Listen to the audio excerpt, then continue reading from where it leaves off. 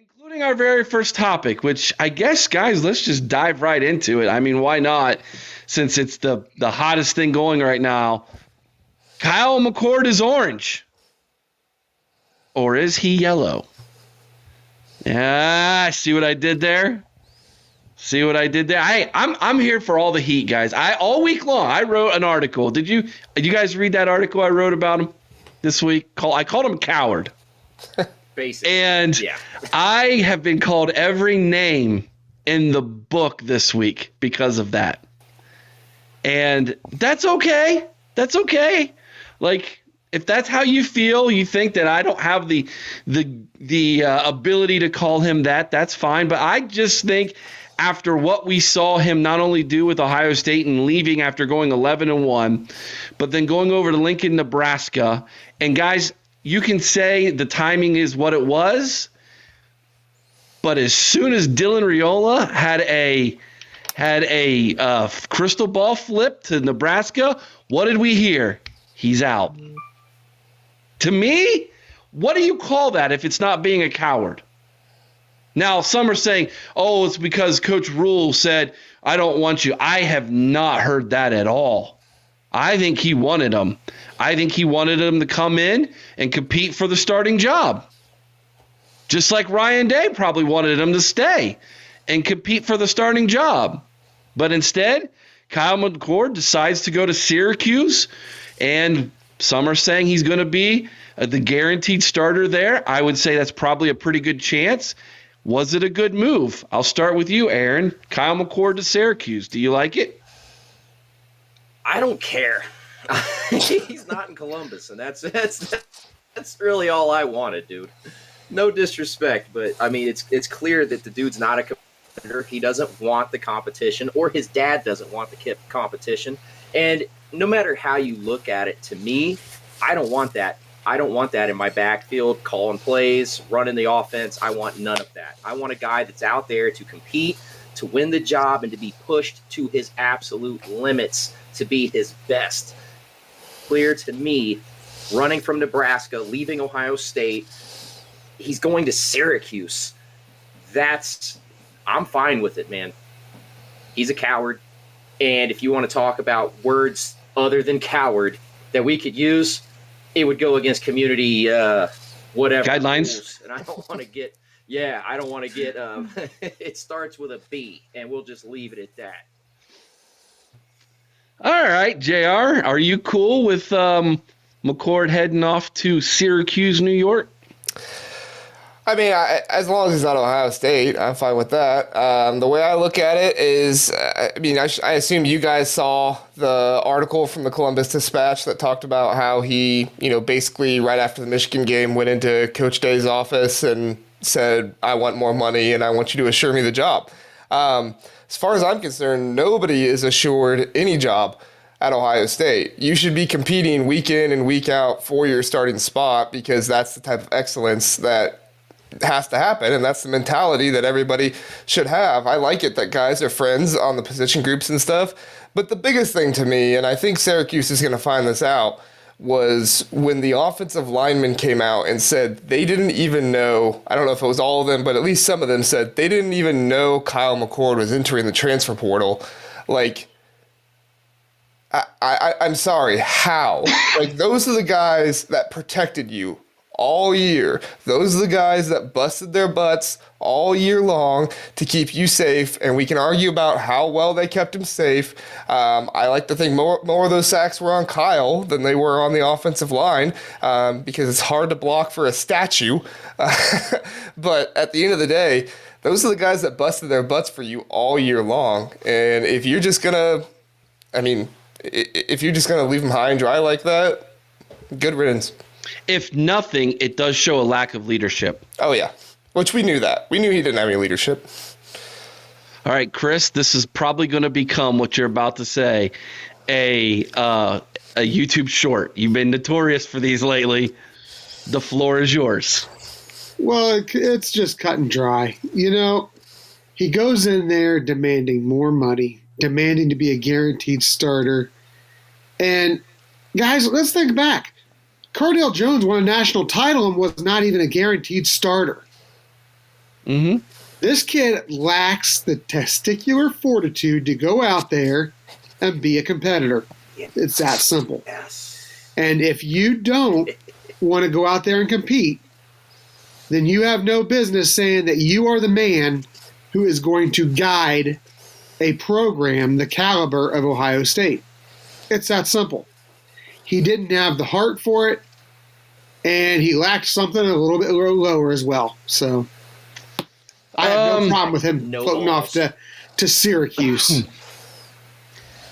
So before Kyle announced today that he was going to Syracuse, I threw this out yesterday as a poll and got a response of over 500 responders to this poll on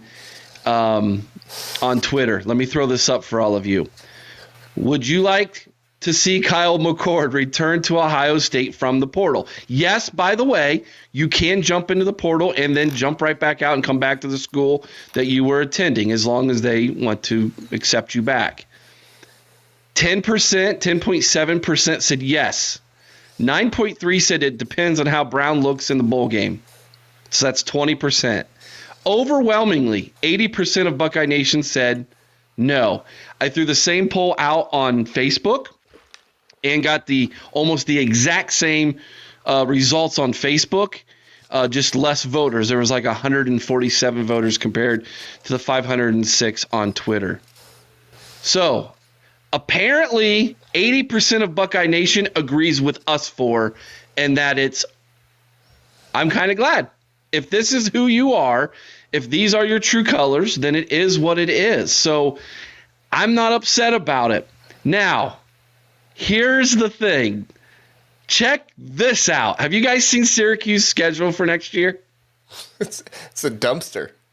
Oh, my gosh. Yeah. Check this out. Here's why he went. He's got 4 non-conference games to start the season against no Power 5 teams. Ohio, Army, Holy Cross, and which I only know because of the Rudy movie, and UConn, which is a basketball school. Then take a look at the conference schedule. No Clemson is on this conference schedule. No North Carolina is on this conference schedule. No Notre Dame, which is like not an ACC team, but they play ACC schools, is on this schedule. The only tough games that I see on here, in my opinion, are NC State, Miami, and can we even call Virginia Tech a tough game? No. I mean, they were 6-6 this year. I think given what we saw in the bowl game the other day, the Ohio Bobcats might be a tougher game than Virginia Tech. Hey, by the way, the Bobcats won out there in Conway, South Carolina on the Tweedies field. So I was all about that. I thought that was fantastic. Okay. Ed, I don't know if you were being funny or if this was serious. All week long, I have dealt with people saying I wasn't being very kind to Kyle McCord. Why are you being so mean to a 20-year-old kid? I'm sorry. When were 20-year-olds kids? When were 20-year-olds who got thousands of dollars in NIL money kids? Right there, Eric. You nailed it on the head. Once they started accepting the money, they gave up their right to be protected from criticism. When they started coming out and demanding money to play the game, they became professional athletes in essence, and they gave up their right to be protected from criticism. Cut and dry. I'm going to let you respond to this one, Aaron. Thank you, Brian, for commenting. Harrison ran a crappy route on the first INT. Got beat to the spot. Not all on McCord. You guys beat him up all year. If the defense could get off the field, you would have beaten Michigan. Go ahead, Aaron. Ha! Okay. I'm going to say this. Harrison could have put in a little more effort to play defense. Second interception, okay? Harrison could have played a little defense on the second interception and put a little more effort in, okay? But to say the defense couldn't get off the field, are you on crack? That was one of the best defenses in the country. and they got off the field as much as they could. Well, there was the one drive where they kept the ball from us. I think But, maybe they got Brian off is the field with regularity. Like, I don't know what you're talking about. They gave up field goals, but I mean, that's what I mean. Like, it wasn't touchdowns. You know what I mean? Like, Right. it was a very competitive game. Like, I don't know what he means. I would say that final Michigan drive where they played keep away from us, where they kept getting first downs on 3rd and 4th down, probably was a good point that he has. Yeah, he makes another good point. He had to tied the game at 17. What happened? The defense gave up a drive to Michigan to make it 24-17. You have a point, Brian. You're right. But the argument about Kyle McCord is not relatable to the defense at all in this instance. He showed no leadership on or off the field at all this year. There was no drive. There was no emotion from him. The only time he showed emotion was on the game-winning touchdown against Notre Dame. Am I right or wrong? you're right. That's all I saw. Yeah. And Eric, another side note on that is, it's easy to criticize the defense for not getting off the field, but at the same time, if the offense sustains some drives, we got a much fresher defense come the end of that game. And Right. That's what I'm getting at. that's a big part of it right there. You had a gassed offense at the end of that game because we were not sustaining drives and eating up the clock. Right. That's what I'm getting at. That's the game of football. They wore down the front 7, front 6 for us. That's football. Yeah. It wasn't the defense. The offense couldn't stay on the field. Look at this quote. He's quoting Kyle McCord. Remember when Kyle before the game said it's just another game? Yep, That told you his mentality. Yeah. And no offense to Syracuse, okay? But what does it mean to you or show you about Kyle McCord that he goes from being the starting quarterback at Ohio State at who had 11-1 record to Syracuse, who's going into their bowl game with a 6-6 record?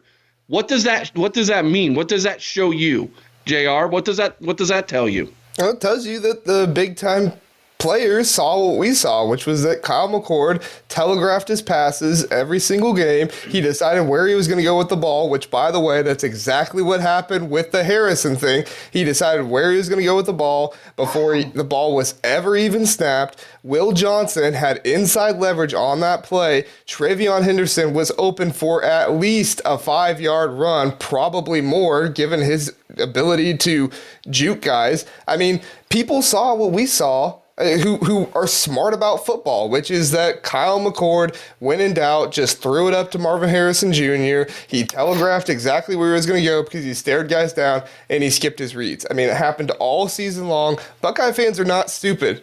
I mean, we know what we're talking about. We have people who break down film and talk about them. One of them's right here next to me. I mean, we have people who know this stuff. And so when we tell you he's not doing a very good job, sure, he has a good arm, people should believe us because we know what we're talking about. Not every Buckeye fan. Some people are stupid, but at least this show, we're smart. All right, I'm going to wrap this up real fast. And it's not to toot my own horn. It's not to toot this show's horn. But it's to show you that there were legitimate people who thought he was not the best option.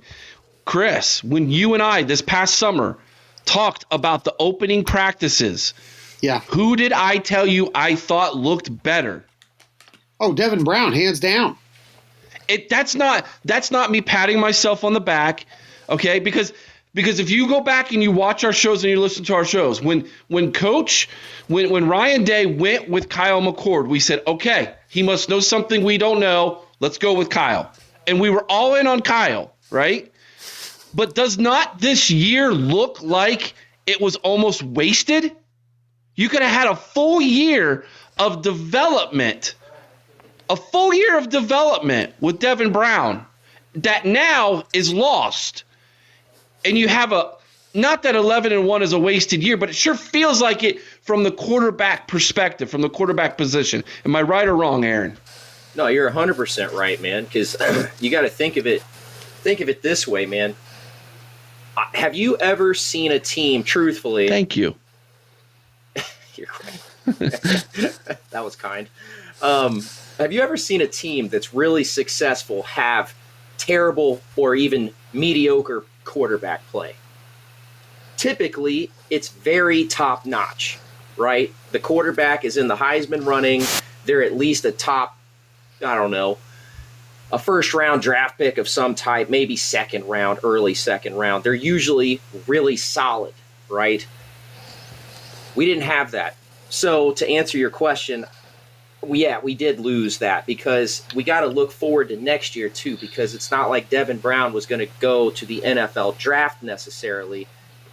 But you're right. We have to continue building the camaraderie, building his individual leadership skills, because somebody commented in here and noticed Kyle McCord wasn't doing that on the sidelines. He wasn't going up to the guys on the sidelines and trying to perk them up when things looked down. You know what I mean? He just went to the bench, looked at his little pad or whatever, and looked where he made a mistake. He's not that leader. And it seems like Devin Brown is. So, Eric, you hit the nail on the head, man. It is kind of, in a way, a lost year for his development and the teams.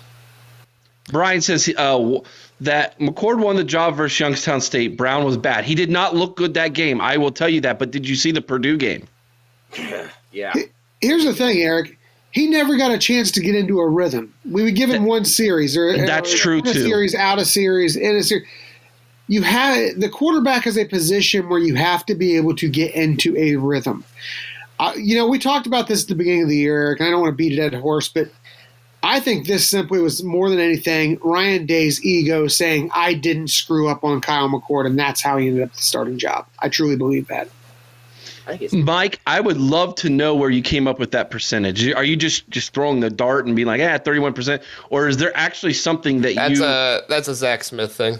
That Zach Smith says that? Okay. Yeah. Well, Zach Smith actually does watch film and break it down. So I've seen what he said with it too, and it's correct.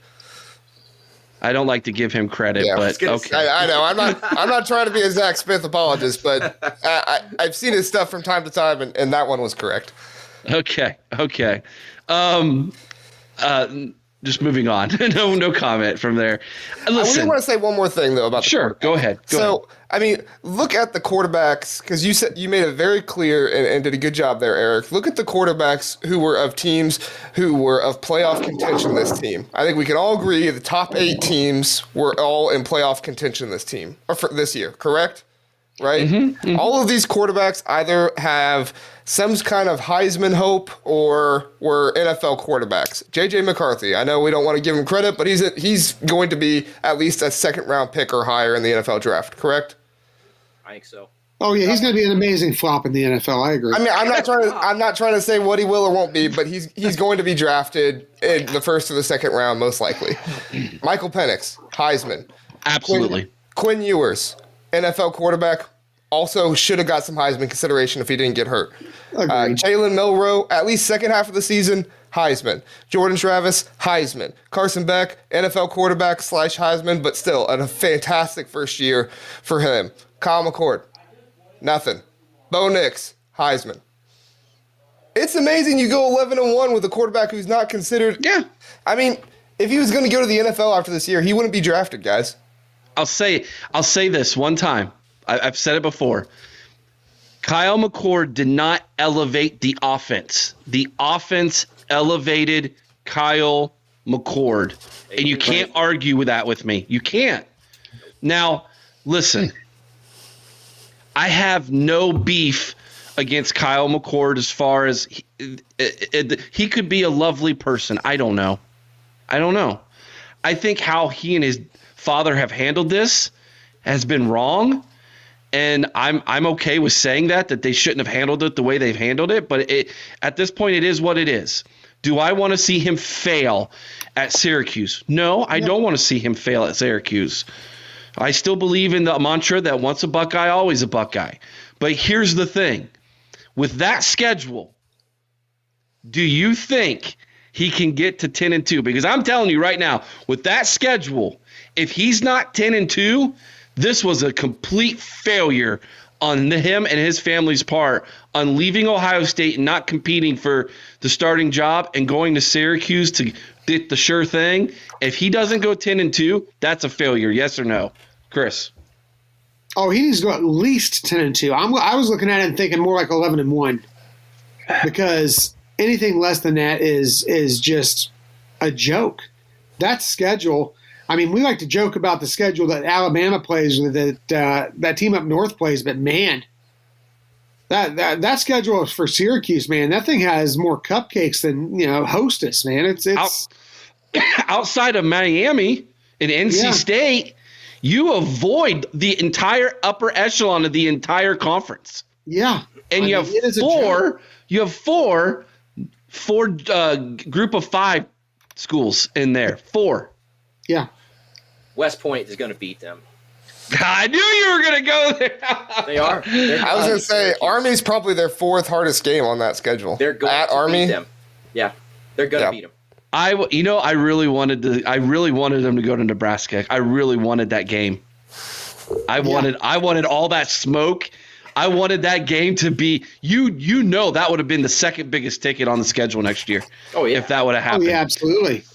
So 10-2. If he doesn't go 10-2, is it a failure? Yes or no, JR? I'd just say top 25. I mean, the talent he's going to have around him. I'm with Aaron. I think Army could beat him next year. So if they're at least in the top 25, that's what they need to do. So probably with that cupcake of a schedule, they'd probably have to be at least 9-3. Aaron, 10-2 failure if it's not 10-2.